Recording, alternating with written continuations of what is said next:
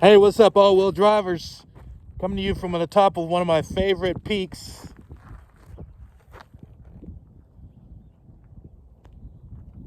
But I wanted to touch base with you guys and just let you know where we're at today. I don't know if you recall, a while back I told you that the CBR had to go.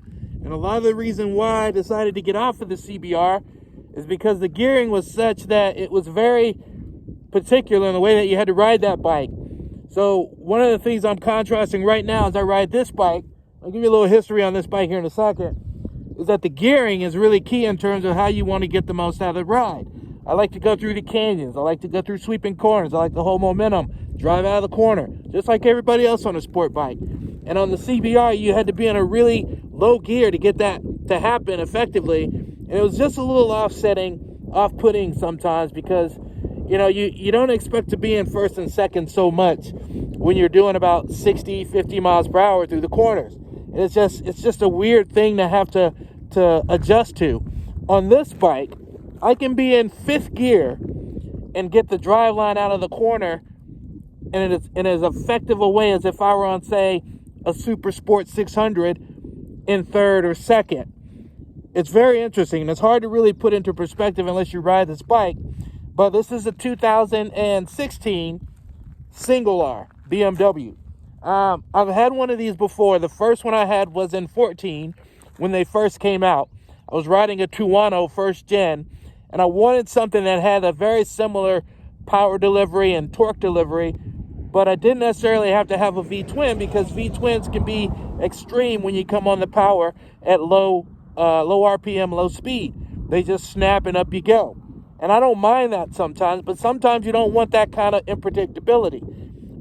It takes a lot to get used to that, and I don't think I was on the Tuono, and I didn't want a bike that had almost twice the power as a Tuono in a V-twin configuration, trying to ride it hard. So I was looking for a balance. I'd ridden a Tuono with the V4, and I really liked it, but at the time I couldn't get the dealership to negotiate where I wanted to be for that bike, given that they were coming out with a new model in the following year. So I ended up at BMW just on a whim, and this bike had just come out, and the salesman at that time, who became a good friend of mine, was like, look, just take it for a ride and see what you think. I'm not going to try to pressure you to buy it. You do what you want to do, but give it a chance to take it for a ride. I took it for a ride. I was probably no more than 2 blocks away from the dealership and decided I'm getting this bike. And so after a while, and the CBR came along, you guys got a chance to see that. The GSXR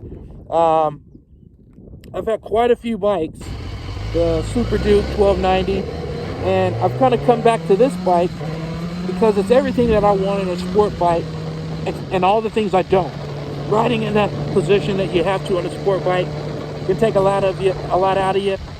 And I think that's what makes it so compelling a bike choice to ride in the canyons, because with that configuration, with the power delivery, it's a little down on power from the double R. But I think in the real world, you're going to be hard pressed to really notice and feel that unless you're an extreme, rider on your own, and you can go to the track here and there, and you will know that's that difference. But in the real world, on these real roads, you don't need more than this.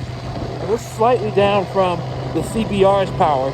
I think that bike I had somewhere around 175. Had a lot of aftermarket bits on it, and it was fast. But again, the main downside for me was the way it was geared. And on this bike, I just went up the same canyons that I always do, and what I would do on the CBR, and I had a good time on it, I'm in fifth gear all the way, and it pulls out of the corners really strong, really strong. You put it in fourth, that's a whole nother level in itself. So I just wanted to give you an update on what I'm on now. Like I said, it's a 16. Got about 9,000 miles on it, and they got a nice Yosh on it, full exhaust system on the bike. I added this bit. I took the seat off. Something you can get on eBay. It just gives a little bit of a different look on the back. I like the contrast with the black and the white. Little shots of red. And other than that, I haven't done much. Added this windshield. It's Wonderlick. I just like this windshield better on these bikes because I really hate that little like top hat thing that BMW did from factory. It's just this little piece. It's about this size of this little dark area, and it just looks a little stupid to me. especially with such a unique front. So I wanted something that completed and complemented the front of the bike. I felt like this from Wonderlic, which fits right into these channels on the very front around the intake. So it looks like it's made for the bike. And it's probably something BMW should have did the first time.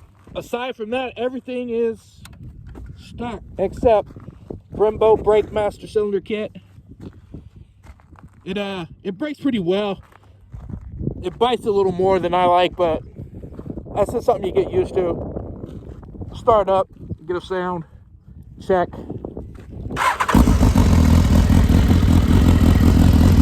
Got a real nice purr to it.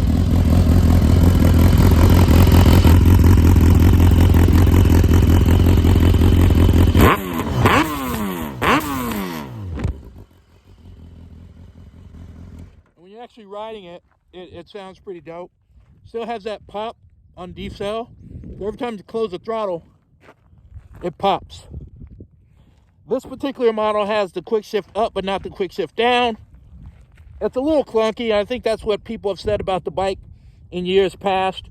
Is it wasn't the smoothest. On my 14 was the first iteration of that, and it was really bad. This is a little bit improved, but prefer to have it up and down, but whatever. I bought the bike for what it can do from performance and ride standpoint. I'm sure I could probably upgrade it, but at this point, I'm just riding to have fun here and there, and I don't really need all that, you know, for as much as I ride. But I'm really happy with this bike, and buying it again feels good, because once I first got on it, I thought, this is why I bought the bike in the first place. And I'm really happy with the way that this bike does everything. And at the end of the day, I can stand upright and not have to wait for my spine to align. So anyway, that's just an update on what I'm riding today and what I have in the fleet right now. I've got one other bike that I haven't shared with you. That'll be coming up, as well as a couple of other cars that I've got. So stay tuned. We'll catch up soon. All-wheel drive. Peace out.